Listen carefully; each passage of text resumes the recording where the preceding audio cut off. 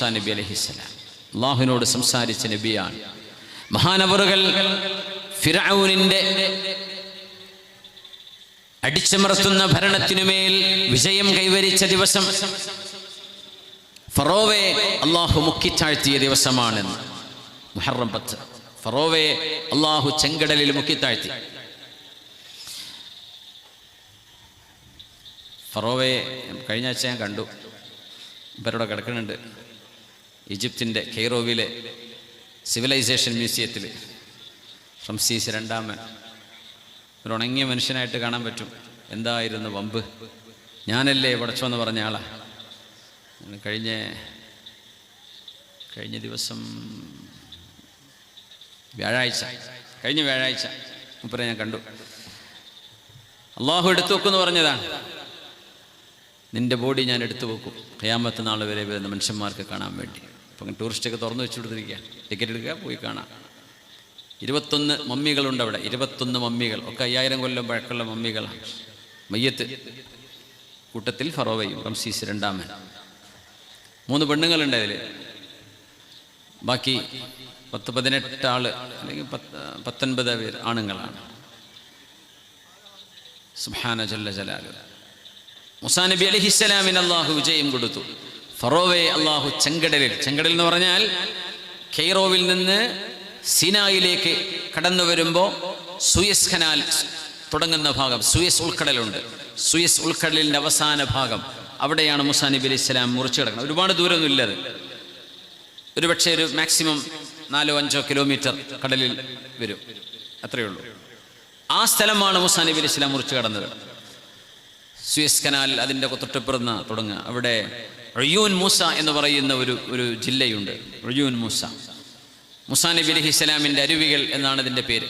ഉയ്യൂൻ മൂസ കഴിഞ്ഞാൽ ഒരു 15-20 കിലോമീറ്റർ കഴിഞ്ഞാൽ സൂയസ് കനാലാണ്. കനാലിൻ്റെ അടിയിലൂടെ ബസ്സൊക്കെ പോവുക, കാറൊക്കെ പോവുക. മേലെ ഷിപ്പ് പോവും, അടിയിലൂടെ വണ്ടികളൊക്കെ കടന്നു പോകും. സൂയസ് കനാലിൻ്റെ ഇപ്പുറം ഏഷ്യയാണ്, അപ്പുറം ആഫ്രിക്കയാണ്. മൂസാ നബി അലൈഹി സ്വലാം കടന്നുപോയ സ്ഥലമാണത്, ഉയ്യൂൻ മൂസ. സയ്യിദുനാ മൂസാ നബി അലൈഹിസ്സലാം അള്ളാഹുവിനോട് ദുആ ചെയ്തു, പടച്ചോനെ നീ എന്താ ഈ ഫിർഔനെ ഇങ്ങനെ വെച്ചുകൊണ്ടിരിക്കുന്നത്? ഫിർഔന് നീ അധികാരം കൊടുത്തു, ഫിർഔന് നീ സൈന്യം കൊടുത്തു, ആയുധം കൊടുത്തു, ഞങ്ങൾക്കൊന്നുമില്ല. അധികാരം ഫിർഔന്റെ കയ്യിൽ, പട്ടാളം പോലീസും ഫിർഔന്റെ കയ്യിൽ, ആയുധങ്ങളും അവരുടെ കയ്യിൽ. ഞങ്ങൾ ബനൂ ഇസ്രായേലുകൾ ഒന്നുമില്ലാത്ത നിരപരാധികളായ ആളുകൾ, ഞങ്ങളെയാണ് അവർ അടിച്ചൊതുക്കുന്നത്. അല്ലാഹുവേ നീ അവനൊന്ന് പിടിക്കണേ. ആര് ദുആ ചെയ്തു? സയ്യിദുനാ മൂസാ അലൈഹിസ്സലാം. അതിന് നിശ്ചയിച്ചു കൊടുക്കാൻ പാടില്ല, പടച്ചവനത് തീരുമാനിക്കും. മൂസാ നബി അലൈഹിസ്സലാം ക്ഷമയോടെ കാത്തിരുന്നു. 60 കൊല്ലം കഴിഞ്ഞപ്പോഴാണ് ഫറോവയെ അള്ളാഹു മുക്കിയത്. ആ മുക്കിയത് മുഹറം 10-നാണ്. ആ ദിവസമാണ് ഇന്നത്തെ രാവ്, നാളത്തെ പകൽ. നമ്മൾ നോമ്പെടുക്കുകയാണ്, പുണ്യനിപ്പെടുക്കുന്നത്. മുഹറമിൽ നബി ഞങ്ങൾ നോമ്പെടുക്കുമായിരുന്നു. മക്കാ കാലഘട്ടത്തിൽ തന്നെ തങ്ങൾ നോമ്പെടുക്കും സല്ലല്ലാഹു അലൈഹി വസല്ലം. അന്ന് മുഅ്മിനീങ്ങൾക്ക് നോമ്പ് ആക്കിയിരുന്നില്ല, പക്ഷേ തങ്ങൾ നോമ്പെടുക്കുമായിരുന്നു സല്ലല്ലാഹു അലൈഹി വസല്ലം. ഇവിടെ വന്നപ്പോൾ അവരോട് ചോദിച്ചു, നിങ്ങൾ എന്തിനാ നോമ്പെടുക്കുന്നത്? അപ്പോൾ അവർ പറഞ്ഞു, ഇത് യൗമുൻ നുസ്റ ഫീഹി മൂസ, മൂസാ നബി അലൈഹിസ്സലാം സഹായിക്കപ്പെടുകയും ഫറോവയെ അള്ളാഹു നശിപ്പിക്കുകയും ചെയ്ത ദിവസമാണ്, അതുകൊണ്ട് ഞങ്ങൾ നോമ്പെടുക്കുകയാണ്. നബി ഞങ്ങൾ അവിടെ നിന്ന് പറഞ്ഞൊരു വാക്കാണ്, ലഇൻ ബഖീതു ഇലാ ഖാബിലിൻ ലഅസൂമന്ന താസിഅ. ജൂതന്മാര് 10-ാം നാളിൽ നോമ്പെടുക്കുന്നുണ്ട്. എന്നാൽ എനിക്ക് ആയുസ് അല്ലാഹു നൽകുകയാണെങ്കിൽ ഞാൻ 9-ഉം 10-ഉം നോമ്പെടുക്കും, 2 ദിവസം. അത് ജൂതന്മാരുടെ ആ ഒരു സിസ്റ്റം അങ്ങനെ ഫോളോ ചെയ്യുന്ന അവസ്ഥ നമുക്ക് വരരുത് എന്നതുകൊണ്ടാണ്. ഞാൻ 9-നും നോമ്പെടുക്കും. പക്ഷേ തങ്ങൾ പിറ്റത്തെ വർഷം വഫാത്താവുകയാണ് ഉണ്ടായത്. തങ്ങൾ നോമ്പെടുത്തില്ല, പക്ഷേ തങ്ങൾക്ക് നോമ്പെടുക്കാൻ ആഗ്രഹം ഉണ്ടായിരുന്നു. അതുകൊണ്ടാണ് പറയാ, മുഹറം 9, 10, നീ 9 എടുക്കാൻ പറ്റിയില്ല, 10, 11 നോമ്പെടുക്കണം, അത് സുന്നത്താണ്. പുണ്യനബി തങ്ങളുടെ ഹബീബിന്റെ ചര്യയാണത് സല്ലല്ലാഹു അലൈഹി വസല്ലം. ആ ദിവസത്തിലാണ് നമ്മൾ ഇവിടെ ഒരുമിച്ച് കൂടിയിരിക്കുന്നത്. അള്ളാഹുവിന്റെ വലിയ ഒരു സഹായം വന്ന ദിവസമാണ്. അള്ളാഹുവിന്റെ നസ്ർ, പടച്ചതമ്പുരാന്റെ സഹായം ഈ ഉമ്മത്തിന് എപ്പോഴും ഈ ഉമ്മത്തിന്റെ കൂടെയുണ്ട്. അലാ ഇന്ന നസ്റല്ലാഹി ഖരീബ്. അള്ളാഹുവിന്റെ സഹായം അടുത്തു തന്നെയുണ്ട്. നിങ്ങളുടെ മനസ്സാണ് അതിന്റെ താക്കോൽ. അള്ളാഹുവിന്റെ സഹായത്തിന്റെ ഖജാന, ആ ഖജനാവൊന്ന് തുറക്കേണ്ടതേ ഉള്ളൂ. ആ തുറക്കാനുള്ള താക്കോൽ എവിടെയാണ്? നിങ്ങളുടെയും എന്റെയും ഖൽബിനുള്ളിലാണ്. പടച്ചവനോടുള്ള വിധേയത്വമാണ്, അള്ളാഹുവിനോടുള്ള അടിയുറച്ച കറകളഞ്ഞ ഈമാനും വിശ്വാസവുമാണ്. അതുണ്ടോ? ഹൃദയം തുറന്നാൽ അല്ലാഹു നമ്മുടെ കൈകളിലേക്ക് തരും. ബിസ്മില്ലാഹിർ റഹ്മാനിർ റഹീം.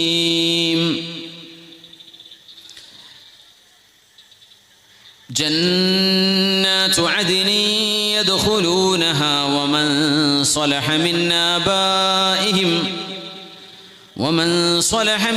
ആബാഇഹിം വഅസ്വാജിഹിം വദുർരിയാതിഹിം والملائكة يدخلون عليهم من كل باب سلام عليكم بما صبرتم فنعم عقبى الدار.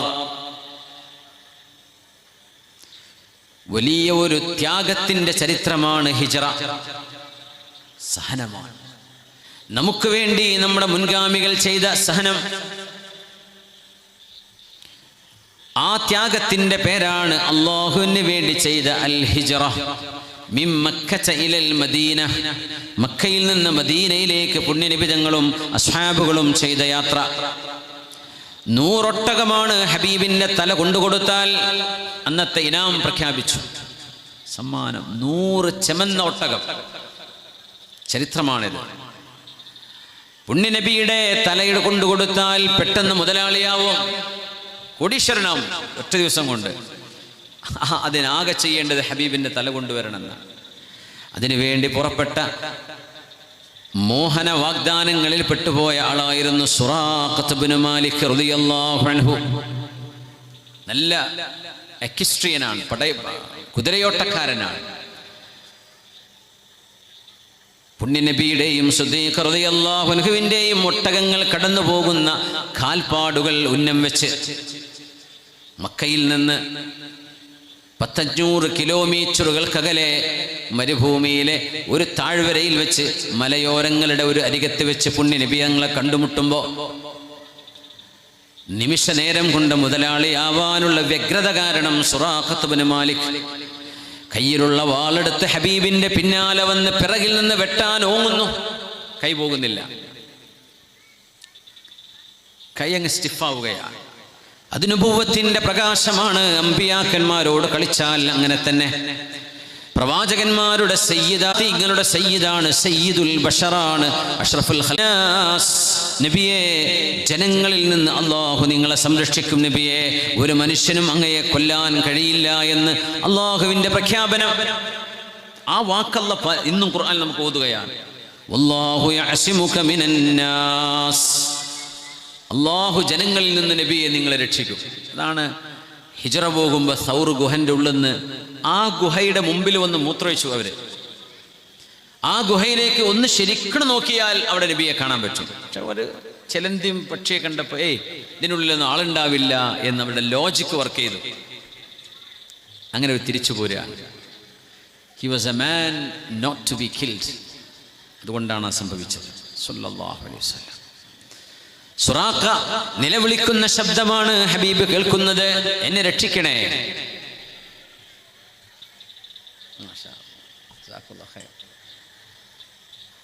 പുണ്യനബി തങ്ങൾ ബാക്കിലേക്ക് നോക്കുമ്പോൾ സുറാഖത്ത് ഇബ്നു മാലിക് മക്കയിലെ പേര് കേട്ട ശത്രുവാണ്. എന്തായിരിക്കും നമ്മൾ ചെയ്യുക? നമ്മുടെ ഒരു ശത്രുവിന് ഒരാപത്ത് പറ്റിയാൽ നമ്മൾ എന്ത് ചെയ്യും? ഇവിടെ ഹിജ്റയുടെ പാഠമാണ്. നമ്മൾ മുഹറം മാസത്തിലാണ്. എന്ത് ചെയ്യും നമ്മൾ?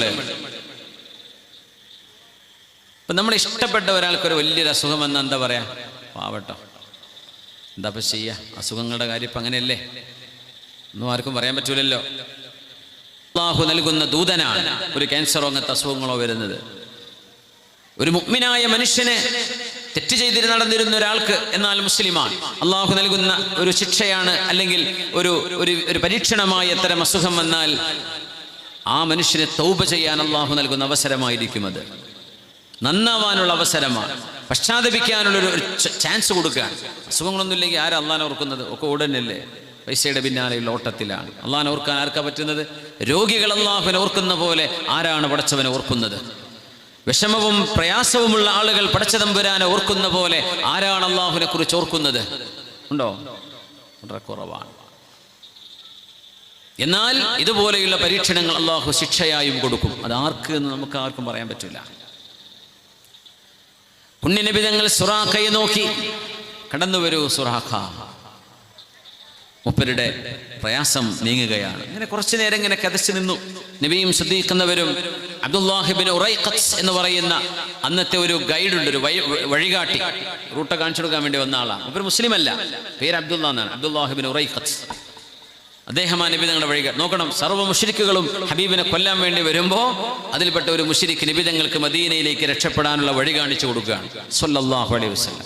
അത് അള്ളാഹുവിൻ്റെ തീരുമാനമാണ്. അള്ളാഹുവിൻ്റെ തീരുമാനം നോക്കണം. അബ്ദുല്ലാഹിബിൻ ഉറൈഖത്ത് മുസ്ലിം അല്ല, പക്ഷെ മൂപ്പരാണ് വഴികാട്ടി, നബി തങ്ങൾക്ക് വഴി കാണിച്ചു കൊടുക്കുന്ന ആൾ. 3 പേരാ യാത്രയിൽ. നബി തങ്ങൾ ശ്രദ്ധിക്കുന്നവർ അബ്ദുല്ലാഹിബിൻ ഉറൈഖത്ത്. രണ്ടാമതും ഹബീബിന് വെട്ടാൻ വരികയാണ്. കുതിരങ്ങ് താഴുന്നു ഭൂമിയിലേക്ക്. അപ്പോൾ വല്ലാണ്ട് പേടിച്ച് നിലവിളിച്ചു. തങ്ങൾ പറഞ്ഞു, കുതിര അങ്ങ് പോരുന്നു. എന്താ പോയി സംഭവിക്കണത്? ഒരു കുഴപ്പമില്ല, അത് മണ്ണ്, ഉറച്ച മണ്ണാണ്, പാറ പോലെയുള്ള സ്ഥലമാണ്, ഇവിടെ എൻ്റെ കുതിര താഴേണ്ട ഒരു കാര്യമില്ല. പക്ഷെ എന്താ ഈ സംഭവിക്കുന്നത്? എന്നാലും 100 ഒട്ടകം എന്ന ചിന്ത അയാളുടെ മനസ്സിൽ. മൂന്നാമതും ഹബീബിന്റെ തലയെടുക്കാൻ വേണ്ടി സുറാഖ കയ്യിലെ വാളെടുത്ത് വീശുന്നു. അപ്പോഴേക്കും കുതിരയുടെ കാലിന്റെ മുട്ടോളം ഭൂമിയിലേക്ക് ആണ്ടുകഴി. പെട്ടെന്ന് നിലവിളിച്ചില്ലെങ്കിൽ ഭൂമി സുറാഖയടക്കം വിഴുങ്ങുമോ എന്ന് അദ്ദേഹം പേടിച്ചു.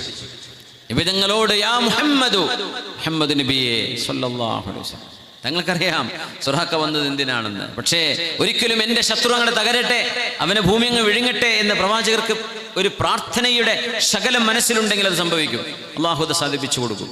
പക്ഷേ തങ്ങൾ പോരിൻ സുറാഖ, അല്ലാഹു യഅ്സിമുക മിനന്നാസ്, അല്ലാഹു will protect you from people. ജനങ്ങൾക്കൊന്നും നബിയെ നിങ്ങൾ ഉപദ്രവിക്കാൻ കഴിയില്ല. അള്ളാഹുവിൻ്റെ വാഗ്ദാനം അതിന് നിങ്ങൾക്കറിയാം. അത് അക്ഷരാർത്ഥത്തിൽ അള്ളാഹു പുലർത്തി കൊടുക്കാണ്. ബദറിൽ അങ്ങനെയാണ് സംഭവിച്ചത്, ഉഹദിൽ അങ്ങനെയാണ്.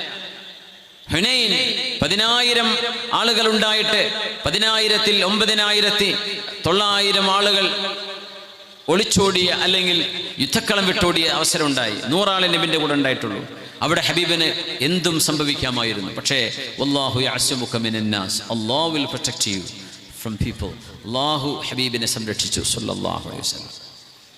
സുറാഖ നബിയുടെ മുമ്പിലേക്ക് വന്ന് നിൽക്കുകയാണ്. മരുഭൂമിയുടെ നടുവിൽ ആരുമില്ല, ചുറ്റും മലകളാണ്. മുമ്പൊരു യാത്രക്കാരനും പോയിട്ടില്ലാത്ത വഴികളിലൂടെയാണ് ഹിജ്റ നടന്നത്. The migration, the flight from Mecca to Medina, മദീനയിൽ നിന്ന് മക്കയിലേക്കുള്ള പലായനം. കച്ചവടക്കാർക്ക് ആ വഴി അറിയില്ല, കാരണം അത് ഒരിക്കലും ആരും കടന്നുപോയിട്ടില്ലാത്ത വഴിയാണ്. സുറാഖ, യാ മുഹമ്മദ് നബിയെ, ഞാൻ അങ്ങയുടെ കൂടെ ചില അത്ഭുതങ്ങൾ കാണുകയാണ്. അങ്ങയുടെ കൂടെ എന്തോ ഒരു ശക്തിയുണ്ട് എന്നെനിക്ക് ബോധ്യപ്പെടുകയാണ്. തങ്ങളങ്ങ് പുഞ്ചിരിച്ചു സ്വല്ലല്ലാഹു അലൈഹി വസല്ലം. ഞാനൊരു കാര്യം ഉറപ്പ് തരട്ടെ, ഞാൻ ഇപ്പം മുസ്ലിം ആവുന്നൊന്നുമില്ല, പക്ഷേ ഞാൻ മുസ്ലിം ആവും. ഇപ്പോഴല്ല, പിന്നീട്. ഒരു വാക്ക് ഞാൻ തരുന്നു, ഇനി നിങ്ങളുടെ ഒരാളെയും ഞാൻ ഉപദ്രവിക്കൂല. നിങ്ങളോട് ആരോടും ഇനി യുദ്ധം ചെയ്യാൻ ഞാനില്ല. എനിക്ക് 100 ഒട്ടകവും വേണ്ട, എനിക്ക് ആരും ഉപദ്രവിക്കുകയും വേണ്ട. നിങ്ങളോടൊപ്പം ഞാനുണ്ട്. എൻ്റെ മനസ്സുകൊണ്ട് ഞാൻ നിങ്ങളുടെ കൂടെയാണ്. പക്ഷേ എൻ്റെ ആളുകൾക്കത് അറിയില്ല. ഞാൻ അവരുടെ കൂടെ ഒരു പക്ഷേ അവരിൽ ഒരാളായി ജീവിക്കും. പക്ഷേ എൻ്റെ മനസ്സുകൊണ്ട് ഞാൻ ശപഥം ചെയ്തു, ഈ മതം, ഈ പ്രവാചകർ, ഈ ദീനിൻ്റെ അനുയായികൾ അവർ നല്ലവരാണെന്ന് എനിക്ക് ബോധ്യപ്പെട്ടിട്ടുണ്ട്. അതുകൊണ്ട് അങ്ങയുടെ അനുയായികളോട് അങ്ങ് പറയണം, സുറാഖയെ ഉപദ്രവിക്കരുത് എന്ന്. ഒരു യുദ്ധം നടക്കുകയാണെങ്കിൽ, മക്കയിലേക്ക് ഒരു തിരിച്ചടി നടക്കുകയാണെങ്കിൽ അവിടെ എന്നെ കൊല്ലരുത്, എൻ്റെ മനസ്സുകൊണ്ട് ഞാൻ നിങ്ങളോടൊപ്പമാണ് എന്ന് അങ്ങയുടെ അനുയായികൾക്ക് ഒരു എഴുത്തങ്ങ് എഴുതി തരണം എന്ന് പറഞ്ഞു നബി തങ്ങൾ. ശ്രദ്ധിക്കുന്ന എഴുതി കൊടുക്കാൻ വേണ്ടി പറയും. തോൽ കഷ്ണമുണ്ട്, അന്നത്തെ കാലത്തൊരു പേനയുണ്ട്, അതിൽ എഴുതി കൊടുത്തു. സുറാഖ പേപ്പർ ഇങ്ങനെ കയ്യിൽ പിടിച്ചിരിക്കുകയാണ്. ആ പേപ്പർ നബി തങ്ങൾ കയ്യിൽ കൊടുത്ത് സുറാഖ് ഇങ്ങനെ അത് കയ്യിൽ പിടിച്ച് നിൽക്കുമ്പോൾ തങ്ങൾ ആ പേപ്പർ ഏൽപ്പിച്ചുകൊണ്ട് സുറാഖയോടൊരു വാക്ക് പറഞ്ഞു. സുറാഖ, കൈഫ ബിക് ഇദാ ലബിസ്ത സിവാറൈ കിസ്റ വ ഖൈസർ. കിസ്റയുടെയും ഖൈസറിൻ്റെയും കൈകളിലെ ആഭരണങ്ങളൊക്കെ നിങ്ങളുടെ കൈകളിലേക്ക് ഏൽപ്പിച്ചു തന്നാൽ എന്തായിരിക്കും നിങ്ങളുടെ സന്തോഷം സുറാഖ? അപ്പൊ എന്തായി പറയുന്നത്? കിസ്റ ഇബ്നു ഹുർമുസിന്റെ മകൻ കിസ്റയെ ആണോ നബി അങ്ങ് ഉദ്ദേശിക്കുന്നത്? അതായത് ഇന്നത്തെ ഇറാൻ. പഴയകാലത്തെ പേർഷ്യ എന്ന് പറഞ്ഞാൽ പഴയകാല സോവിയറ്റ് യൂണിയന്റെ അല്ലെങ്കിൽ USSRന്റെ പകുതിയോളം വരുന്ന പ്രദേശം, കസാഖിസ്ഥാൻ വരെ നീണ്ടു നടക്കുന്ന വലിയൊരു പ്രദേശം, അത് മുഴുവൻ ഇറാനാണ്, അന്നത്തെ പേർഷ്യയാണ്. അതിന്റെ ഭരണാധികാരി ആ മനുഷ്യന്റെ ആഭരണങ്ങള് ഈ ഞാൻ സുറാഖ എന്റെ കയ്യിൽ കിട്ടേ, അതിനർത്ഥം ആ മനുഷ്യൻ ഒന്നുകിൽ മുസ്ലിം ആവണം, അല്ലെങ്കിൽ അയാളുടെ ഭരണം ഇസ്ലാമിന്റെ ശക്തിക്ക് മുമ്പിൽ കീഴടങ്ങണം. രണ്ടാലൊന്ന് സംഭവിക്കാൻ എങ്ങനെ സാധ്യത? ജീവനും കൊണ്ട് നബി തങ്ങൾ രക്ഷപ്പെട്ടു ഓടുന്ന വഴിയിലായി പറയുന്നത്. തങ്ങളുടെ ജീവൻ, സിദ്ദീഖ് എന്നവരുടെ ജീവൻ, അബ്ദുല്ലാഹ് ഇബ്നു ഉറൈഖത്ത്, 3 ജീവനുകളാണ് മരുഭൂമിയിൽ വൾനറബിൾ എന്ന് നമുക്ക് പറയാൻ പറ്റും. പക്ഷെ അള്ളാഹു അത് പ്രൊട്ടക്റ്റഡ് ആണ്, പടച്ചവന് സംരക്ഷണം കൊടുത്തിട്ടുണ്ട്. പക്ഷേ ഇറ്റ് വാസ് വൾനറബിൾ, ഏത് നേരത്തും എന്തും സംഭവിക്കാം. അങ്ങനെ പോകുന്ന യാത്രയിലാണ് സുറാഖ, പേർഷ്യയുടെ അധികാരിയുടെ കിസ്റബിന് ഹുർമുസിന്റെ ആഭരണങ്ങൾ നിങ്ങളുടെ കൈകളിൽ നൽകപ്പെടുമെന്ന് നബി തങ്ങൾ പറയുന്നത്. അതൊരു പ്രതീക്ഷയാണ്, അതൊരു പ്രതീക്ഷയാണ്. നമ്മളെപ്പോഴും പറയില്ലേ, നമ്മുടെ കഥ കഴിഞ്ഞു, മുസ്ലിങ്ങളുടെ കഥ കഴിഞ്ഞു. ഇന്ത്യയിൽ അങ്ങനെയൊന്നുമില്ല, ഒരിക്കലും കഥ കഴിയില്ല, ആർക്കും കഥ കഴിക്കാനും പറ്റൂല. 4-5 കൊന്നു വരും, പക്ഷേ ദീൻ അവസാനിക്കില്ല. ഇത് അല്ലാഹുവിന്റെ നൂറാണ്, പടച്ചവന്റെ പ്രകാശമാണിത്. ആർക്കും ഊതിക്കെടുത്താൻ കഴിയില്ല. വെറുതെ മോഹിക്കുകയാണ്, ചരിത്രം അതിന് സാക്ഷിയാണ്. നമ്മൾ വെറുതെ പറയരുത് അങ്ങനെ കഴിഞ്ഞു, ഇനി ഒന്നും കാര്യമില്ല, ഇനിയിപ്പോൾ എന്തിനാ ഇപ്പം വീടും പറമ്പും കച്ചവടക്കും എന്തിനാ തുടങ്ങണത്, ഇതൊക്കെ പിന്നെ ആരും അടിച്ചു മാറ്റി കൊണ്ടുപോകില്ല, അതിനൊന്നും അല്ലാഹ് സമ്മതിക്കൂല. നിങ്ങൾക്ക് തോന്നുന്നുണ്ടത്? ഒരിക്കലും സംഭവിക്കൂല. പേടിപ്പിക്കും, ഇബ്ലീസിന്റെ പണി അതാ, പേടിപ്പിക്കൽ. അപ്പം ഇങ്ങനെ പേടിച്ചു കൊടുക്കണ്ട. തവക്കൽനാ അലല്ലാഹ് വലാ ഹൗല വലാ ഖുവത ഇല്ലാ ബില്ലാഹ്. ഈ വാക്ക് നമ്മുടെ കൈകളിലുള്ള കാലത്തോളം ഒരു മുസ്ലിമിനും പേടിക്കാൻ പാടില്ല. അല്ലാഹുവാണ് കാര്യങ്ങൾ ചെയ്യുന്ന ആള്, പടച്ചതമ്പുരാനാണ് കാര്യങ്ങൾ നിയന്ത്രിക്കുന്നത്, മനുഷ്യരല്ല. മനുഷ്യന്മാർക്ക് തോന്നുകയാണ് ഭരണം കിട്ടുമ്പോൾ അങ്ങനെയൊക്കെ തോന്നും, അത് പോയാൽ കുറച്ച് തിരിയും. അല്ലാഹുവിന്റെ ശിക്ഷ വരുമ്പോൾ ശരിക്കും ബോധ്യപ്പെടും. ലാ ഹൗല വലാ ഖുവത ഇല്ലാ ബില്ലാഹ്. പള്ളിയിൽ നിന്ന് വാങ്ക് വിളിക്കും, ഹയ്യ അലസ്സലാഹ്, ഹയ്യ അലസ്സലാഹ്, നിസ്കരിക്കാൻ വരിൻ, നിസ്കരിക്കാൻ വരിൻ. ഹയ്യ അലൽ ഫലാഹ്, വിജയത്തിലേക്ക് വരിൻ, വിജയത്തിലേക്ക് വരിൻ. അപ്പൊ എന്താ നമ്മൾ മറുപടി പറയാ? ആ വരാന്നാണോ പറയണത്? അതെ. പക്ഷെ നമ്മൾ പറയുന്ന വാക്കെന്താ? ലാ ഹൗല വലാ ഖുവത ഇല്ലാ ബില്ലാഹ്. നന്മയിലേക്ക് വരാനും തിന്മയിൽ നിന്ന് വിട്ടു നിൽക്കാനും അല്ലാഹുവേ നീ നൽകുന്ന കഴിവല്ലാതെ യാതൊരു കഴിവുമില്ല. ഇപ്പൊ ഈ വാങ്ക് കേട്ട് ഞാൻ റോഡിൽ നിൽക്കുകയാണ്. ഈ റോഡിൽ നിന്ന് പള്ളിയിലേക്ക് ഒരു 100 മീറ്റർ, 50 മീറ്റർ ഞാൻ നടന്നു വരണമെങ്കിൽ എൻ്റെ കൈകാലുകൾക്ക് അല്ലാഹ് തരേണ്ട ഒരു സഹായം കിട്ടിയേ പറ്റൂ, അല്ലെങ്കിൽ ഞാൻ തളർന്നു വീഴും, എൻ്റെ മടം പൊടിയും, ഞാൻ അവിടെ ബോധം കെട്ടി വീഴാം, എനിക്ക് സ്ട്രോക്ക് സംഭവിക്കാം, എനിക്കൊരു ഭാഗം കുഴഞ്ഞു വീഴാം. ആ സമയത്ത് വാങ്ക് വിളിക്കുന്ന നേരത്തെ ഒരു കൂട്ടുകാരൻ നമുക്ക് കണ്ണൂർ സിറ്റിയിലേക്ക് പോകാം, അല്ലെങ്കിൽ കക്കാട്ടേക്ക് പോകാം, അല്ലെങ്കിൽ തലശ്ശേരിക്കൊന്നും പോകാണ്ട്, അല്ലെങ്കിൽ ഇങ്ങോട്ട് വേറെവിടേക്കും പോകാണ്ട്, നീ എൻ്റെ കൂടെ വാ, ബൈക്ക് കൊണ്ട് നിർത്തി, വാഹനം കൊണ്ടുവന്ന് നിർത്തി, പള്ളിയിലേക്ക് വരണമെന്ന് വിചാരിച്ചു നിൽക്കുന്ന നിങ്ങളെ അല്ലെങ്കിൽ നമ്മുടെ കുട്ടികളെ അവരുടെ കൂട്ടുകാരൻ കൊണ്ടുപോകുന്നൊരു പക്ഷേ വല്ല മയക്കുമരുന്നിൻ്റെ വല്ല ഏതെങ്കിലും വല്ല റാക്കറ്റുകളുടെ മുമ്പിലേക്കായിരിക്കാം. ബാങ്ക് ഇവിടെ കേട്ടിട്ടുണ്ട്. അതുകൊണ്ടാണ് പടച്ചവനെ ഈ വാക്കിന് എനിക്ക് ഉത്തരം നൽകണമെങ്കിൽ നീ തരുന്ന കഴിവല്ലാതെ ലാ ഹൗല വലാ ഖുവത ഇല്ലാ ബില്ലാഹ്. നന്മയിലേക്ക് വരാനും തിന്മയിൽ നിന്ന് വിട്ടുനിൽക്കാനും അല്ലാഹുവേ നീ നൽകുന്ന ശക്തി കൊണ്ട് മാത്രമേ സാധിക്കുകയുള്ളൂ. അതാ നമ്മൾ അതിന് കൊടുക്കുന്ന മറുപടി. നീ നൽകുന്ന ശക്തിയല്ലാതെ ഒരു ശക്തിയുമില്ല റബ്ബേ. നീ നൽകുന്ന പ്രൊട്ടക്ഷൻ അല്ലാതെ ഒരു പ്രൊട്ടക്ഷനും ലോകത്തില്ല പടച്ചവനെ. നമ്മുടെ മക്കൾ നമ്മൾ എങ്ങനെയൊക്കെ സൈബർ സെക്യൂരിറ്റി ചെയ്താലും നമ്മുടെ മക്കളുടെ തർബിയത്ത് അല്ലാഹുവിന്റെ കരങ്ങളിൽ നമ്മൾ ഏൽപ്പിച്ചെങ്കിൽ മാത്രമേ രക്ഷയുള്ളൂ. നമ്മുടെ ദൗത്യം നമ്മൾ നിർവഹിക്കണം. പക്ഷേ നമ്മൾ മാത്രമാണ് അവരെ നിയന്ത്രിക്കുന്നതെന്ന് ഒരിക്കലും വിചാരിക്കേണ്ട. നിയന്ത്രണം അല്ലാഹുവിന്റെ കയ്യിലാണ്. റബ്ബിലേക്ക് ഏൽപ്പിക്കുകയും നമ്മുടെ ദൗത്യം നമ്മൾ നിർവഹിക്കുകയും ചെയ്യാം. പിന്നെ റിലാക്സ്, ടെൻഷൻ അടിച്ചിട്ട് കാര്യമില്ല. പിന്നെ ലാ ഹൗല വലാ ഖുവത ഇല്ലാ ബില്ലാഹ്. സുറാഖത്ത് ഇബ്നു മാലിക്കിനോട് ഹിജ്റ നടക്കുന്ന സമയം പുണ്യനബി തങ്ങൾ കൊടുത്ത മറുപടിയാണ് സുറാഖ.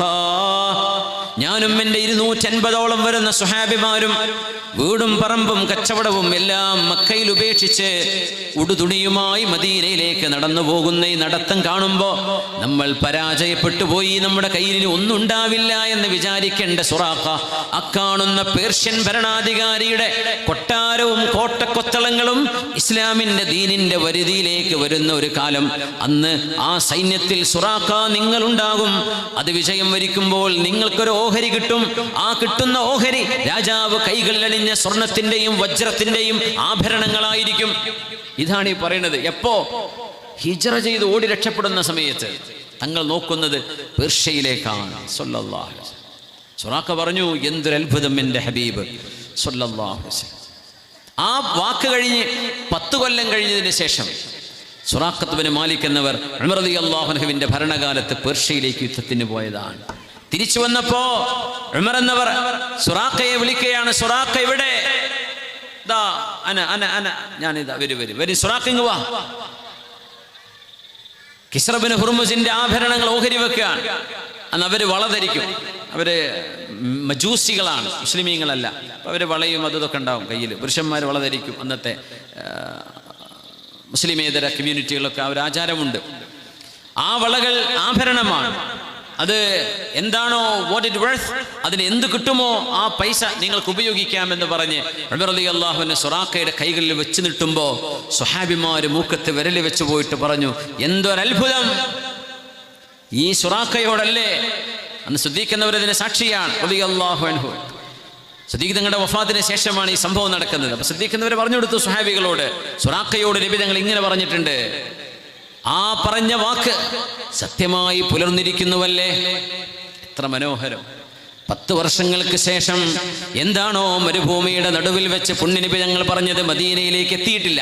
മദീനയിലേക്ക് എത്തുന്നതിൻ്റെ മുമ്പ് ആ വിജനമായൊരു സ്ഥലത്ത് പാറക്കെട്ടുകളുടെ ഇടയിൽ ശത്രുക്കൾ വരുമോ, ആരെങ്കിലും വന്ന് കൊന്നുകളയുമോ എന്ന് പേടിച്ച് നടക്കുന്ന സമയം അല്ലാഹുവിൻ്റെ ഹബീബ് നൽകിയ വാഗ്ദാനമാണത് സ്വല്ലല്ലാഹു അലൈഹി വസല്ലം. അതാണ് ഹിജ്റ. അൽ മുഹാജിറു മൻ ഹജറ മാ നഹല്ലാഹ്. മക്കയിൽ നിന്ന് മദീനയിലേക്കുള്ള ഒരു ഹിജ്റ ഇനി ഉണ്ടാവുകയില്ല. ലാ ഹിജ്റത ബഅദൽ ഫത്ഹ്. മക്ക വിജയം നടന്നു കഴിഞ്ഞു, ഇനി മക്കയിൽ നിന്ന് മദീനയിലേക്ക് ഒരു ഹിജ്റ ഉണ്ടാവില്ല. പക്ഷേ ഖിയാമത്ത് നാൾ വരെ വരാൻ പോകുന്ന ആളുകൾക്കൊരു ഹിജ്റയുണ്ട്. ഹിജ്റയുടെ സന്ദേശമാണ് മുഹറമെങ്കിൽ, മുഹറം മാസം ഹിജ്റയുടെ സന്ദേശമാണെങ്കിൽ ഖിയാമത്ത് നാൾ വരെ വരാൻ പോകുന്ന മുസ്ലിമീങ്ങൾക്ക് ഹിജ്റയുടെ കൂലി കിട്ടാനൊരു കാരണമുണ്ട്. എന്താണത്? അൽ മുഹാജിറു മൻ ഹജറ മാ നഹല്ലാഹ്. അല്ലാഹു അരുതെന്ന് പറഞ്ഞത് ആര് ഉപേക്ഷിച്ചിട്ടുണ്ടോ അവർ ഹിജ്റ ചെയ്തവരാണ്. അല്ലാഹുവിന് ഇഷ്ടമില്ലാത്തത് എനിക്ക് വേണ്ട എന്ന് പറഞ്ഞ് ആര് മാറ്റിവെച്ചിട്ടുണ്ടോ അവർ ചെയ്യുന്നത് ഹിജ്റയാണ്. അവർ ചെയ്യുന്നത് ഹിജ്റയാണ്. ഒരു ദുശ്ശീലമുണ്ടെന്ന് വിചാരിക്കാൻ, മിനിമം ഒരു സിസർ വലി, ഒരു സ്മോക്കിംഗ്, നല്ല കോണല്ല കാര്യമൊന്നുമല്ല, ഹറാമാണെന്നും പറയുമെങ്കിൽ ധൈര്യമില്ല. പക്ഷെ മഹാന്മാർ പറയും, നാളെ അല്ലാഹു നന്മയും തിന്മയും വേർതിരിക്കുമ്പോൾ ഈ വലി നന്മൻ്റെ കൂട്ടത്തിൽ വന്നു നിൽക്കുമോ തിന്മൻ്റെ കൂട്ടത്തിൽ വന്നു നിൽക്കുമോ അത് ആലോചിച്ചാൽ മതി. നിസ്കാരത്തിന് നോമ്പിൻ്റെയും കൂടെ മുപ്പര് വന്ന് നിൽക്കുമോ? സാധ്യത ഉണ്ടാ? ഇല്ല. അപ്പോൾ പിന്നെ അതന്നെ എൻ്റെ വിധി. നാളെ ഹക്കും ബാത്തിലും അല്ലാഹു വേർതിരിക്കുമ്പോൾ ഇത് എവിടെയാ വന്ന് നിൽക്കാൻ? അങ്ങനെ ആലിമ്യങ്ങൾ ചോദിക്കാം. ഒരു ദുശ്ശീലം, ഇതായി ഒരു മുഹറമത്തെ ഞാൻ നിർത്തുകയാണ്. വെറുതെ ലങ്സിന് ക്യാൻസറാണ്, ശരീരത്തിന് ആപത്തുണ്ടാക്കും. അതിൻ്റെ വാസന കൊണ്ട് നമ്മുടെ കൂടെ കിടക്കുന്ന ഭാര്യയോ നമ്മുടെ മക്കളോ പാസീവ് സ്മോക്കേഴ്സാണ്. നമ്മൾ വെറുതെ ശ്വാസം വിട്ടാലും അവർ ഈ മണം ഇങ്ങനെ മണക്കേണ്ടി വരും, ഈ വലിയുടെ മണം. അവർ പാസീവ് സ്മോക്കേഴ്സാണ്. മറ്റേ ആൾ ആക്റ്റീവ് സ്മോക്കറാണ്. കൂടെ നിൽക്കുന്ന ആൾക്കാർ മുഴുവൻ മൂക്ക് പൊത്തേണ്ടി വരും. നാറ്റമാണ്. ഒരു വണ്ടി കയറി ആ വണ്ടിൻ്റെ ഉള്ളിൽ നാറ്റായിരിക്കും. റൂമിൽ ചെന്നാൽ ഇവർ നിൽക്കുന്നിടത്ത് നാറ്റായിരിക്കും. എന്തിനു വെറുതെ മനുഷ്യന്മാരെ വെറുപ്പിക്കുന്നു? മനുഷ്യന്മാർക്ക് വെറുക്കുന്നത് മലക്കുകൾക്ക് വെറുപ്പാണെന്ന് പുണ്യ നബി സല്ലല്ലാഹു അലൈഹി വസല്ലം. ഫഇന്നൽ മലായിക തതഅദ്ദാ മിമ്മാ യതഅദ്ദാ മിൻഹു ബനു ആദം. മനുഷ്യർക്ക് ഏതൊക്കെ പ്രയാസമാണോ അത് മലക്കുകൾക്കും പ്രയാസമാണ്. അപ്പോൾ ഈ വലിയൊന്നും മലക്കൊക്കെ ഇഷ്ടപ്പെട്ടോണമെന്നില്ല, ഇഷ്ടപ്പെടൂല.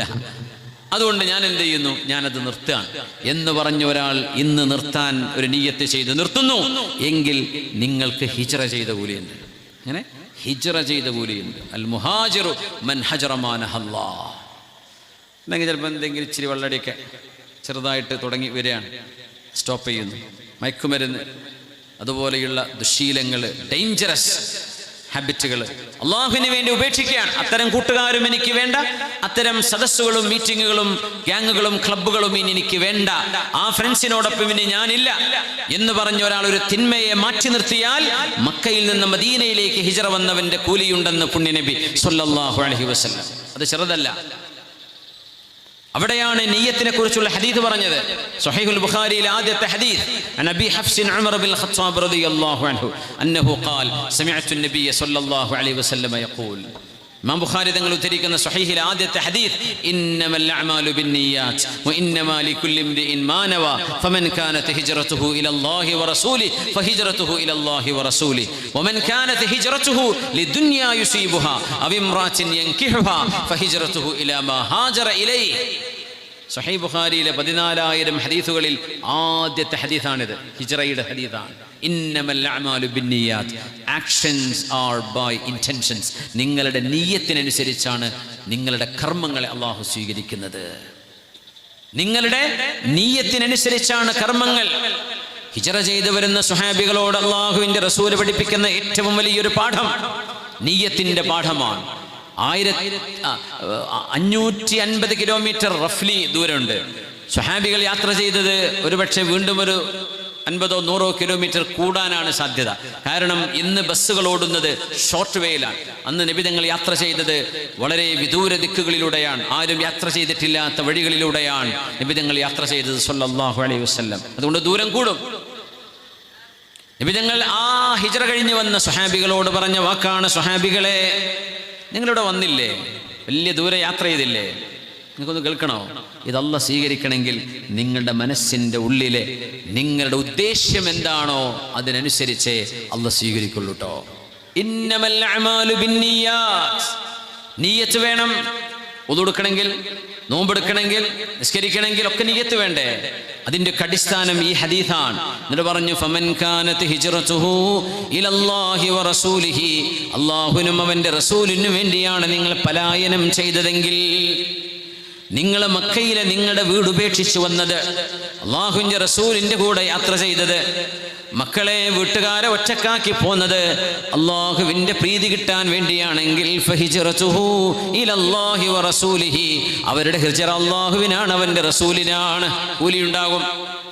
എന്നാൽ വമൻ കാനത് ഹിജ്റതുഹു ലിദുനിയാ യുസീബുഹാ, മദീന കച്ചവടത്തിൻ്റെ നഗരമാണ്. മദീന കച്ചവട സംഘങ്ങൾ വിശ്രമിക്കുന്ന നാടാണ്.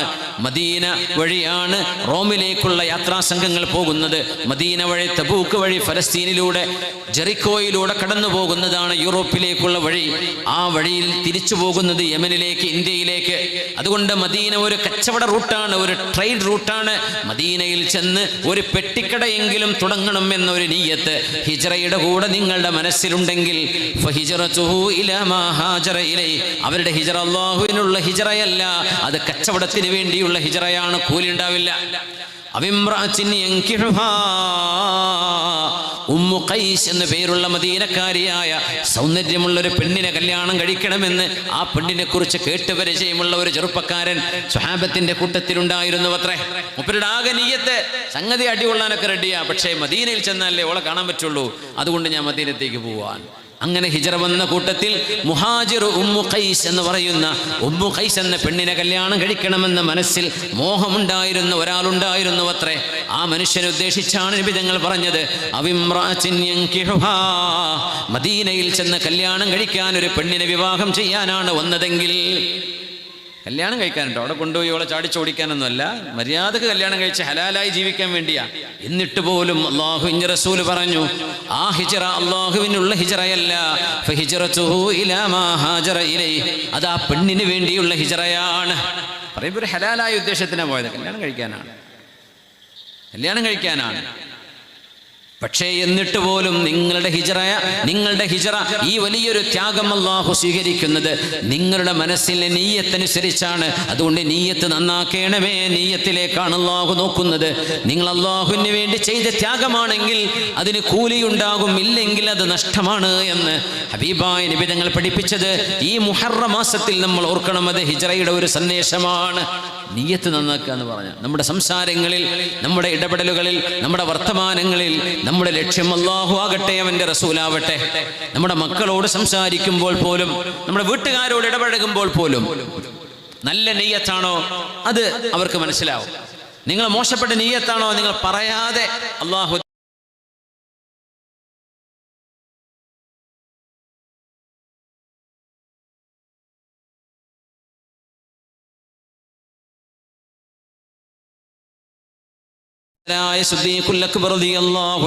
കൂടെ സിദ്ദീഖ് റളിയല്ലാഹു അൻഹുവിന്റെ പ്രിയപ്പെട്ട കുടുംബം. ആയിഷ ബീവി റളിയല്ലാഹു അൻഹയുടെ ഉപ്പയാണത്. അസ്മാ ബീവി റളിയല്ലാഹു അൻഹയുടെ ഉപ്പയാണ് സിദ്ദീഖ് റളിയല്ലാഹു അൻഹു. സിദ്ദീഖ് എന്നിവരുടെ 2 മക്കളാണത്, പെൺകുട്ടികൾ. അവരുടെ ഒരു മോനുണ്ട് അബ്ദുറഹ്മാൻ ഇബ്നു അബീ ബക്കർ. അബൂബക്കർ എന്നിവരുടെ മകൻ അബ്ദുറഹ്മാൻ റളിയല്ലാഹു അൻഹു. ഒക്കെ സ്വഹാബികളാണ്. 2 പെൺകുട്ടികൾ. ഒന്ന് ഹബീബിന്റെ ഭാര്യയാണ്, മറ്റൊന്ന് സുബൈർ ഇബ്നുൽ അവ്വാം റളിയല്ലാഹു അൻഹു, ഹവാരിയു റസൂലില്ലാഹ്, അല്ലാഹുവിന്റെ റസൂലിന്റെ ഇഷ്ടപ്പെട്ട കൂട്ടുകാരന്റെ ഭാര്യയാണ് അസ്മാ ബീവി റളിയല്ലാഹു അൻഹ. അന്നൊരു ഉച്ചനേരം വിശ്രമിക്കുന്ന സമയമാണ്. ഉച്ചഭക്ഷണം കഴിഞ്ഞാൽ ഒരു വിശ്രമിക്കുന്ന സമയം. ചില നാട്ടിലൊക്കെ ഉണ്ടായിരിക്കും, ചിലയിടത്ത് ഉണ്ടായിക്കൊള്ളുന്നില്ല. പക്ഷെ അറബ് നാടുകളിൽ അങ്ങനെയാണ്. ഉച്ച കഴിഞ്ഞാൽ പിന്നെ ഒരു അസർ വരെ ഒരു വിശ്രമ സമയമാണ്. അപ്പോൾ ഫോൺ വിളിക്കാൻ നിൽക്കരുത്, ആ സമയത്ത് വിട്ടുപോയി മിണ്ടാതെ കയറി ചെല്ലരുത്. നേരത്തെ ഒരു അപ്പോയിൻമെൻ്റ് ഉണ്ടെങ്കിൽ പോവുക എന്നല്ലാതെ എന്ത് ചെയ്യരുത്. ഉച്ചഭക്ഷണം കഴിച്ചാൽ ഒരു ചെറിയൊരു മയക്കം ഉണ്ടാവുമല്ലോ. പ്രത്യേകിച്ച് നമ്മൾ ഈ മോട്ടാ ചാവല കടിക്കണ നാടായതുകൊണ്ട് എന്തായാലും വാങ്ങിപ്പോവും അല്ലേ. അപ്പോൾ ഉച്ചനേരത്ത് അതിഥികൾ വരുന്നത് അസ്വാഭാവികമാണ്. നിബിധങ്ങളുണ്ട്, വാതിൽക്കൽ മുട്ടുന്നു. അപ്പോൾ ശ്രദ്ധിക്കുന്നവർ ഈ ഉച്ചനേരത്ത് നിബിധങ്ങൾ വരെ, അതൊരു അത്ഭുതമാണല്ലോ. തങ്ങൾ ഈ ഉച്ചനേരത്ത് വരാറില്ലല്ലോ. അപ്പം എന്തെങ്കിലും ഒരു അർജന്റ് വിഷയം കാണും. നിബിധങ്ങൾക്ക് വേണ്ടി വാതിൽ തുറന്നു കൊടുത്തു. നബിയേ, ഈ ഉച്ചനേരത്ത് എന്താണ്? എന്തിനാണ് നബിയെ ഉച്ചനേരത്ത് അങ്ങ് വന്നത്? എന്തു പറ്റി? എന്തിനാണ് വെയിൽ കൊണ്ടുവന്നത്? എന്തെങ്കിലും ഉണ്ടോ നബിയെ? സിദ്ദീഖേ, നിങ്ങളുടെ വീട്ടുകാരോടൊക്കെ ഒന്ന് മാറി നിൽക്കാൻ വേണ്ടി എനിക്കൊരു സ്വകാര്യം പറയണം, അങ്ങയോട് എനിക്കൊരു സ്വകാര്യം പറയണം. അതുകൊണ്ട് വീട്ടിലെ ആയിഷ ബീവിയോട്, അസ്മാ ബീവിയോട്, നിങ്ങളുടെ ഭാര്യയോട്, നിങ്ങളുടെ വാപ്പയായ അബൂ ഖുഹാഫ അവരോടൊക്കെ ഒന്ന് മാറി നിൽക്കാൻ പറയും. ഒറ്റ റൂമാണ്. അവരോടൊക്കെ ഒന്ന് ചെരുവിലേക്ക് മാറി നിൽക്കാൻ. സിദ്ദീഖ് തങ്ങൾ കൊടുത്ത മറുപടി അറിയണം. എന്താ കൊടുത്ത മറുപടി അറിയോ? എല്ലാവരും മാറി നിൽക്കുന്നല്ല പറഞ്ഞത്. ഇന്നമാഹും അഹ്ലുക യാ റസൂലല്ലാഹ്, നബിയേ എൻ്റെ വീട്ടുകാർ അങ്ങയുടെ വീട്ടുകാരാണ് നബിയേ എന്ന് പറഞ്ഞാൽ യു ക്യാൻ ട്രസ്റ്റ് ദം, നിങ്ങൾക്ക് അവരെ വിശ്വസിക്കാൻ നബിയെ. അങ്ങയുടെ ഒരു സ്വകാര്യം എൻ്റെ വീട്ടുകാരെ പരസ്യപ്പെടുത്തൂല. അത് ആയിഷയാണെങ്കിലും അസ്മാ ബീവി ആണെങ്കിലും എൻ്റെ ഭാര്യ ഉമ്മ റൂമാനാണെങ്കിലും എൻ്റെ ഉമ്മയാണെങ്കിലും ഉപ്പയാണെങ്കിലും നബിയെ അങ്ങേക്ക് അവരെ വിശ്വസിക്കാം. എൻ്റെ വീട്ടുകാർ അങ്ങയുടെ വീട്ടുകാരാണ്. അതൊരു വല്ലാത്ത ക്വാളിഫിക്കേഷനാണ്. ഒരു വാതിലിൻ്റെ മറുവെന്ന് ചെവി വെച്ച് കേൾക്കൂല, ഇപ്പുറത്ത് പാളി നോക്കൂല, കട്ട് കേൾക്കൂല, ഇനി കേട്ടാൽ തന്നെ അവർ പറയൂല. അങ്ങനത്തെ ഒരു നല്ല വീട്ടുകാരാ നബിയെ എൻ്റെ വീട്ടുകാർ. ഞങ്ങൾ പറഞ്ഞു, സിദ്ദീഖേ എന്നാൽ ഞാൻ പറഞ്ഞോട്ടെ, അള്ളാഹു എന്നോട് മക്കയിൽ നിന്ന് മദീനയിലേക്ക് പോകാൻ, ഹിജ്റ ചെയ്യാൻ അള്ളാഹു എനിക്ക് സമ്മതം തന്നു. അതുകൊണ്ട് ഞാൻ പോവുകയാണ് സിദ്ദീഖേ, അത് പറയാൻ വന്നതാണ്. സിദ്ദീഖ് എന്നവർക്ക് ഭയങ്കരമായ സന്തോഷം. ഒന്ന്, ഹബീബായ നബി തങ്ങളൊന്ന് രക്ഷപ്പെടുമല്ലോ. ഒത്തിരി തങ്ങൾക്ക് പ്രയാസങ്ങൾ ഉണ്ടായിട്ടുണ്ട് മക്കയിൽ. ഒട്ടകത്തിന്റെ ചീഞ്ഞു നാറുന്ന ഒട്ടകത്തിന്റെ കുടൽമാല ഉദയത്തിറക്കുമ്പോൾ കാണില്ലേ, നമ്മൾ ഇറച്ചൊക്കെ മാറ്റിയിട്ട് അതിൻ്റെ വേസ്റ്റ് അത് ഡിസ്പോസ് ചെയ്യാൻ എന്തൊരു ബുദ്ധിമുട്ടാണ്. അത് ഒട്ടകത്തിൻ്റെ ആലോചിച്ച് നോക്കി, എത്ര കനമുണ്ടാവും, എത്ര ഭാരമുള്ള ജീവിയാണ് ഒട്ടകം. അതിൻ്റെ ചോരയും അതിൻ്റെ ആ കാഷ്ടവും ഒക്കെ നിൽക്കുന്ന ഭാഗം പുന്നാര നബിയുടെ പെരടിയിലേക്ക് കൊണ്ടുവന്നിട്ടിട്ട് നബിക്ക് തലവെക്കാൻ പറ്റിയില്ല സുജൂദിൽ നിന്ന് സല്ലല്ലാഹു അലൈഹി വസല്ലം. അതൊക്കെ മക്കയിൽ നടന്നതാണ്. പുണ്യ നബിതങ്ങൾ നിസ്കരിക്കാൻ നിൽക്കുമ്പോൾ തലയിലേക്ക് കല്ലുകൊണ്ട് കൊണ്ടുവന്ന് കല്ലുകൊണ്ട് എറിയാൻ വേണ്ടി കാത്തു നിൽക്കുമ്പോൾ അത് തട്ടിത്തെറിപ്പിച്ച ആളാണ് സിദ്ദീഖ് എന്നവരെ റളിയല്ലാഹു അൻഹു. أرأيت الذي ينهى عبدا إذا صلى أرأيت إن كان على الهدى أو أمر بالتقوى أرأيت إن كذب وتولى أرأيت الذي ينهى عبدا إذا صلى നിസ്കരിക്കാൻ പോലും നബിയെ സമ്മതി മദീനക്കാർ ഹബീബിനോട് ഞങ്ങളുടെ നാട്ടിലേക്ക് വന്നോളൂ നബിയെ എന്ന് പറഞ്ഞ് ഹബീബിനെ സ്വീകരിക്കാൻ ഇൻവിറ്റേഷൻ കൊടുത്തുപോയവരാണ്. അതാണ് അഖബ ഉടമ്പടി. അതാണ് അഖബത്തുൽ ഊലയുണ്ട്, അഖബത്തു സാനിയ രണ്ടാം അഖബ ഉടമ്പടിയുണ്ട്. ആ ഉടമ്പടി, ആ ഒരു കരാർ എന്ന് പറയുന്നത് നബിയെ ഞങ്ങൾക്ക് എന്താണോ ഞങ്ങൾ സംരക്ഷണം തീർക്കുന്നത് ആ സംരക്ഷണം അങ്ങേക്കും ഉണ്ടാകും. ഞങ്ങളുടെ ജീവൻ പൊലിഞ്ഞാലും ഹബീബായ നബിയെ അങ്ങയെ ഞങ്ങൾ പൊന്നുപോലെ നോക്കും. അതുകൊണ്ട് ഞങ്ങളുടെ നാട്ടിലേക്ക് യഥീബിലേക്ക് വരണം. അത് ഇനി മുതൽ ഞങ്ങളുടെ നാടല്ല, അങ്ങയുടെ നഗരമാണ്, മദീനയാണ്, മദീനത്തുൻ നബി, നബിയുടെ മദീനയാണ് എന്ന് നബി തങ്ങളോട് വന്ന് പറഞ്ഞു പോയവരാണ് സഅദ് ഇബ്നു അബീ വഖാസ് റളിയല്ലാഹു അൻഹു, സഅദ് ഇബ്നു മുആദ് റളിയല്ലാഹു അൻഹു, സഅദ് ഇബ്നു ഉബാദ റളിയല്ലാഹു അൻഹു. മഹാന്മാരായ അൻസ്വാരികൾ, ഔസ് ഖസ്റജ് ഗോത്രത്തിന്റെ നേതാക്കന്മാർ ബീബിനെ സ്വീകരിക്കാൻ വേണ്ടി റെഡിയായവരാണ്. ആ ഇൻവിറ്റേഷൻ ആൻസർ ചെയ്യാൻ നബി തങ്ങൾ. പക്ഷെ അള്ളാഹുവിന്റെ സമ്മതം വേണം, അതിനുവേണ്ടി കാത്തിരിക്കുകയായിരുന്നു. ഉദിനലീ ബിൽ ഹിജ്റ, എനിക്ക് ഹിജ്റ പോകാൻ സമ്മതം കിട്ടിയ അബൂബക്കറേ, അത് പറയാനാണ് ഞാൻ ഈ ഉച്ചനേരത്ത്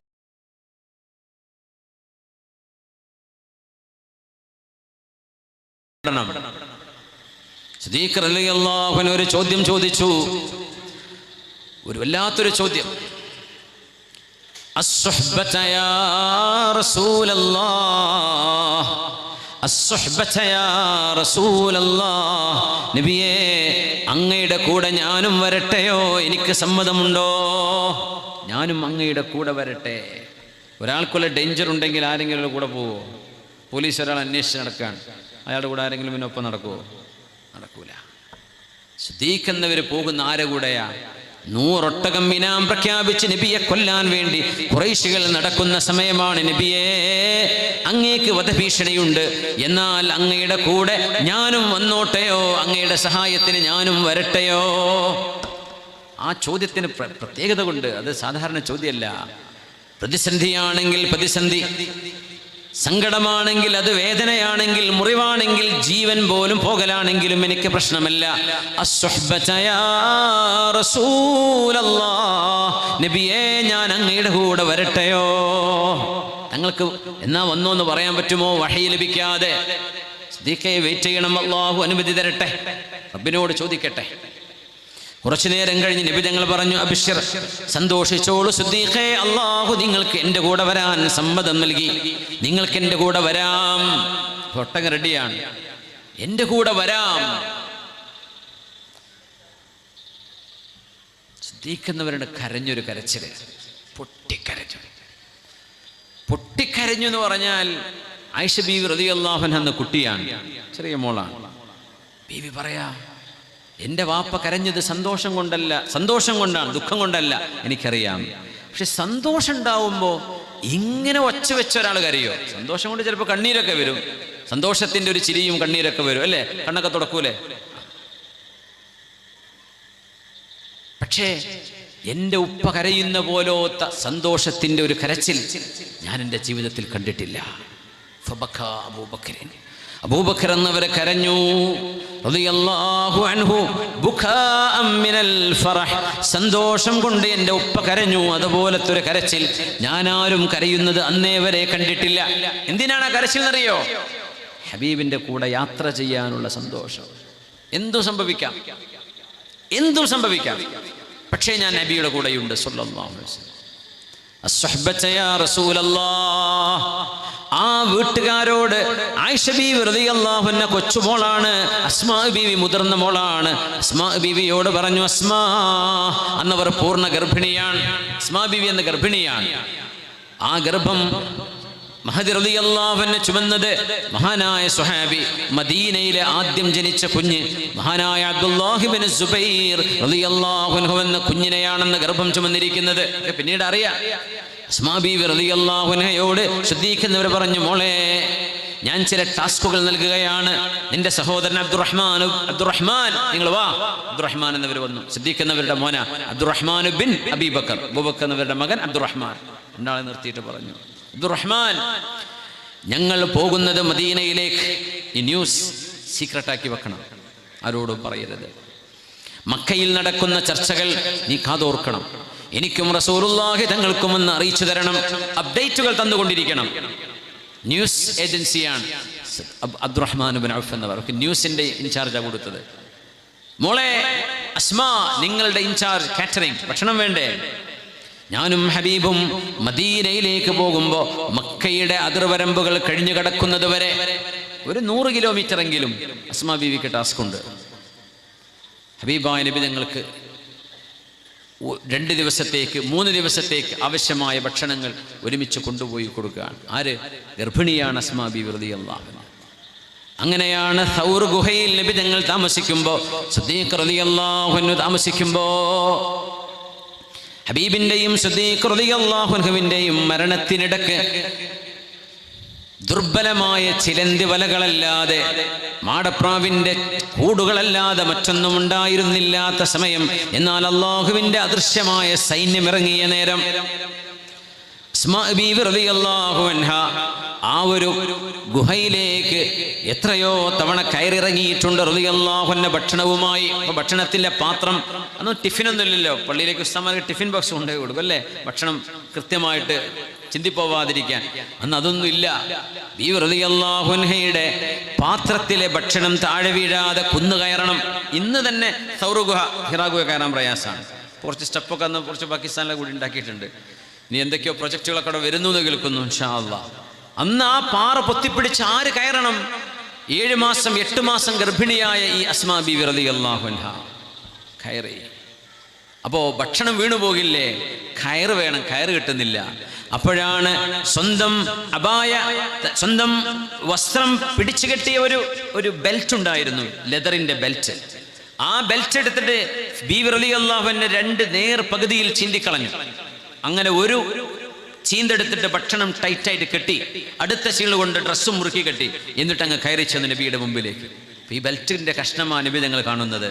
നബി തങ്ങൾ പറഞ്ഞു, അസ്മാ ദാത്തുൻ നിതാഖൈൻ, 2 ബെൽറ്റുകളുടെ ഉടമയാണ് അസ്മാ നിങ്ങൾ. അള്ളാഹു നിങ്ങൾക്ക് ഇതിന് പകരം സ്വർഗീയ വസ്ത്രം കൊണ്ട് നിങ്ങൾ അലങ്കരിക്കും. അവിടെ മുതലാണ് അസ്മാ ബീവി റളിയല്ലാഹു അൻഹ ദാത്തുൻ നിതാഖൈൻ, 2 ബെൽറ്റുകളുടെ ഉടമ എന്നറിയപ്പെടുന്ന പേരിനർഹയായത്. ഹബീബിന് വേണ്ടി വസ്ത്രം കെട്ടുന്ന ആ ഒരു ബെൽറ്റ് ചീന്തിയെടുത്ത് നബിതങ്ങൾക്ക് വേണ്ടി ഭക്ഷണം തയ്യാറ് ചെയ്തു കൊടുത്ത പൂർണ്ണ ഗർഭിണിയായിരുന്ന സിദ്ദീഖ് എന്നവരുടെ മോളാണത് അസ്മാ റളിയല്ലാഹു അൻഹ. അതുകൊണ്ട് സഹോദരിമാരെ, ഉമ്മമാരെ, നമ്മുടെ മസ്ജിദ്, നമ്മുടെ മദ്രസ, നമ്മുടെ മുതഅല്ലിമീങ്ങൾ നമ്മുടെ ചിന്തയുടെ ഭാഗമാവണം. നമ്മുടെ ചിന്തകളുടെ ഒരു ഭാഗമാവണം നമ്മുടെ ദീൻ. അവിടെ പള്ളിയിൽ ഉസ്താദുമാർ കാണും, അവിടെ മുഅദ്ദിനുമാർ കാണും, സദറുസ്താദ് കാണും, ഖതീബ് ഉസ്താദുമാർ കാണും, മുതഅല്ലിമീങ്ങൾ കാണും, ഹാഫിളീങ്ങൾ കാണും. നമ്മുടെ മദ്രസയിലെ സംവിധാനങ്ങൾ, അവിടേക്ക് എന്തെങ്കിലും കുറവുണ്ടോ, അവർക്ക് എന്തെങ്കിലും നമുക്ക് ചെയ്തു കൊടുക്കാൻ കഴിയുന്ന ഖിദ്മത്തുണ്ടോ, ഭക്ഷണമോ അവരുടെ വസ്ത്രമോ അവർക്ക് വെള്ളമോ അവർക്ക് കറണ്ട് സൗകര്യമുണ്ടോ, എന്തെങ്കിലും ബുദ്ധിമുട്ടുണ്ടോ എന്ന ഒരു കൺസേൺ നമ്മുടെ മനസ്സിലുണ്ടെങ്കിൽ അതുപോലും ഇബാദത്താണ്. അസ്മാ ബീവി എന്ന മോള് സിദ്ദീഖ് റളിയല്ലാഹു അൻഹു നബി തങ്ങൾക്ക് ഖിദ്മത്ത് ചെയ്യാനായി പറഞ്ഞയച്ചത് റളിയല്ലാഹു തആല. സിദ്ദീഖ് തങ്ങളുടെ 2 മക്കൾക്ക് ഡ്യൂട്ടിയാണ്, ഓൺ ഡ്യൂട്ടിയാണ്. അബ്ദുറഹ്മാൻ ഇബ്നു അബീ ബക്കർ എന്നും നബി തങ്ങളെ കണ്ടു കാണും. മദീനയിലേക്ക് പോകുന്ന യാത്രയിൽ മക്കയിലെ ന്യൂസ് അറിയിച്ചു കൊടുക്കുകയാണ് ഡ്യൂട്ടി. അസ്മാ ബീവി നടക്കാൻ കഴിയുന്ന അത്രയും ദൂരം ദിവസങ്ങളോളം ഹബീബിന് ഭക്ഷണം കൊണ്ടുപോയി കൊടുത്തു. പിന്നെ കഴിഞ്ഞില്ല. സുബ്ഹാനല്ലാഹ്. നമ്മുടെ വീടുകളിലൊക്കെ ഒരുപാട് കാലങ്ങൾ, നൂറ്റാണ്ടുകളായി നിലനിൽക്കുന്ന നന്മയാണത്. അല്ലാഹു റബ്ബുൽ ഇസ്സത്ത് ദീൻ പഠിക്കുന്ന, ദീനിന് വേണ്ടി അധ്വാനിക്കുന്ന ആളുകൾക്ക് വേണ്ടി ഭക്ഷണം കൊടുത്തവർ, വാള് പറയാൻ വരുന്നവർ, കഴിഞ്ഞു പോയവർ, അവർക്കൊക്കെ വേണ്ടി ഭക്ഷണം ഒരുക്കിയവർ, പടച്ചതമ്പുരാൻ അവർക്ക് സ്വർഗത്തിന്റെ ഭക്ഷണം നൽകി അനുഗ്രഹിക്കട്ടെ. ആമീൻ യാ റബ്ബൽ ആലമീൻ. എത്ര വലിയ കൂലിയാണത്. ഹിജ്റയുടെ ദൗത്യം പറയുമ്പോൾ ദീനിന് വേണ്ടി നമ്മൾ ചെയ്യേണ്ട ഖിദ്മത്തിന്റെ സമയം നമ്മളെ എൻഗേജ് ചെയ്യിക്കുകയാണ്. നമ്മുടെ ചെറുപ്പക്കാർ നന്മയിൽ എൻഗേജ്ഡ് ആയില്ലെങ്കിൽ അവരുടെ എൻഗേജ്മെന്റ് തിന്മയിലേക്കായി പോകും, ഉറപ്പാണ്. ഇവിടെ നമ്മുടെ നുസ്രത്തുൽ ഇസ്ലാം മദ്രസ അല്ലെ, മദ്രസന്റെ പേരതല്ലേ, നമ്മുടെ മദ്രസയുണ്ട്, നമ്മുടെ ഈ മസ്ജിദുണ്ട്, മറ്റ് സംവിധാനങ്ങളുണ്ട്. ഈ സംവിധാനങ്ങളുടെ ഖിദ്മത്തിന് നമ്മുടെ യുവാക്കളുടെ സമയം അവർ ചെലവഴിച്ചില്ലെങ്കിൽ അത് പിന്നെ വേറെ പല വഴിയിലേക്കും ചിതറിപ്പോകും. പിശാച് അതിനെ തട്ടിയെടുത്ത് കൊണ്ടുപോകും. അള്ളാഹു കാത്തുരക്ഷിക്കട്ടെ. മുഹറമാണിത്, വിശുദ്ധമായ മുഹറം ഒരു ഹിജ്റയുടെ സന്ദേശമാണ്. ഖിയാമത്ത് നാൾ വരെ വരുന്ന മുസ്ലിമീങ്ങൾക്ക് ഓരോ പുതുവർഷം വരുമ്പോഴും അള്ളാഹു ഓർമ്മിപ്പിക്കുകയാണ്, എൻ്റെ ഹബീബ് മരുഭൂമിയിൽ പിച്ചവെച്ച് നീങ്ങുന്ന സ്പീഡ് തീരെയില്ലാത്ത ഒരു ഒട്ടകപ്പുറത്ത്, ഒരു വാഹനപ്പുറത്ത് 11 ദിവസമെടുത്ത് നടത്തിയ യാത്ര. ആ യാത്രയാണ് നമ്മുടെ കലണ്ടർ. ആ കലണ്ടർ ഇന്ന് രൂപീകരിച്ചിട്ട് ആ കലണ്ടറിന്റെ ആസ്പദമായ സംഭവം ഹിജ്റ കഴിഞ്ഞിട്ട് 1445 കൊല്ലം കഴിഞ്ഞു. 1445 കൊല്ലം. സുബ്ഹാന ജല്ല ജലാലു. ആ ഒരു ചരിത്രത്തെ നമ്മൾ അയവിറക്കുകയാണ്, അതിലെ പാഠങ്ങളെ നമ്മൾ ഉൾക്കൊള്ളുകയാണ്. അതിൽ പ്രവാചകന്മാരുടെ ചരിത്രമുണ്ട്. മുഹറത്തിലാണത്രേ ആദം നബി അലൈഹിസ്സലാമിനെ അല്ലാഹു പടച്ചത്, ആദം നബിയെ സ്വർഗത്തിലേക്ക് പ്രവേശിപ്പിച്ചത്, ഭൂമിയിലേക്ക് ഇറക്കിയത്, ആദം നബി വഫാത്തായത്, നൂഹ് നബിയുടെ കാലത്തെ വെള്ളപ്പൊക്കം അങ്ങ് ജ്യോതി പർവ്വത മടക്കുകളിൽ ചെന്ന് നങ്കൂരമിട്ടത്, ഇതൊക്കെ മുഹറത്തിലെ സംഭവങ്ങളാണ്. യൂനുസ് നബി അലൈഹിസ്സലാം യൂനുസ് നബിയെ മത്സ്യത്തിന്റെ വയറ്റിൽ നിന്ന് പുറത്തേക്ക് കൊണ്ടുവന്നത് മുഹറം മാസത്തിലായിരുന്നുവെന്ന് ചരിത്രത്തിൽ കാണാൻ കഴിയും. യൂനുസ് അലൈഹിസ്സലാം മത്സ്യത്തിന്റെ വയറ്റിൽ നിന്ന് പുറത്തു വന്നത് സംഭവം നടന്ന ഫലസ്തീനിലാണ്, ടെല്ലവീവിലാണ്, ഇസ്രായേലിന്റെ കയ്യിലാന്ന് മാത്രം. ടെല്ലവീവിൽ അതിൻ്റെ ഒരു അടയാളമുണ്ട്, യൂനുസ് നബി അലൈഹിസ്സലാമിന് മത്സ്യം ഛർദ്ദിച്ച ഇടം. യൂനുസ് നബി ഇബാദത്തിനിരുന്നൊരു സ്ഥലമുണ്ട്, യൂനുസ് നബിയുടെ മഖാം എന്നറിയപ്പെടുന്നത് ഫലസ്തീനിലെ ഖലീലിലേക്ക് പോകുന്ന വഴിയിലുണ്ട്. ആ സ്ഥലത്തിൻ്റെ പേര്